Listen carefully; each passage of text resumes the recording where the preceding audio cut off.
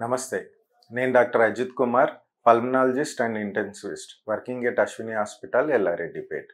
అంటే నేను ఛాతీ మరియు ఊపిరితిత్తుల వైద్య నిపుణుడిని.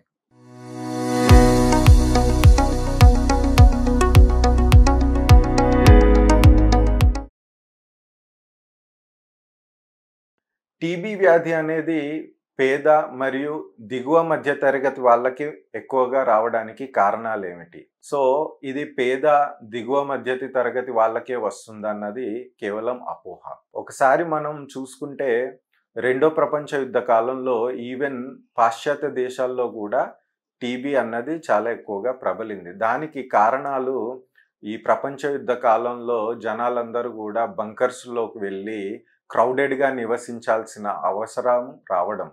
సో, ఎప్పుడైతే జనాలు ఒక్క దగ్గరగా గుమిగూడి క్రౌడెడ్‌గా నివసించాల్సి వస్తుందో, అప్పుడు ఒక్కరికి టీబీ ఉన్నా కూడా అది వ్యాప్తి చెందే అవకాశాలు పెచ్చరిల్లుతాయి. దాని ద్వారా టీబీ అన్నది ఈవెన్ ఆ పాశ్చాత్య దేశాల్లో కూడా ఎక్కువగా చూసాం ఆ కాలంలో. కాకపోతే మన దేశంలో ఎక్కువగా దిగువ, మధ్యతరగతి, పేద వర్గాల వారు ఎక్కువ క్రౌడెడ్ ప్లేసెస్‌లో ఉండడము, తద్వారా వ్యాధి సోకడం అన్నది ఎక్కువగా ఉంటుంది. అదే కాకుండా పేద, మధ్య దిగువ తరగతి వాళ్ళలో ఆహార లోపము, వ్యాధి నిరోధక శక్తి తక్కువగా ఉండడము అన్నది చూస్తూ ఉంటాం. సో, ఈ అన్ని ఫ్యాక్టర్స్ కూడా వీరిలో కాస్త టీబీ అన్నది ఎక్కువ ప్రివలెన్స్ ఉండడానికి కారణాలు అవ్వచ్చు.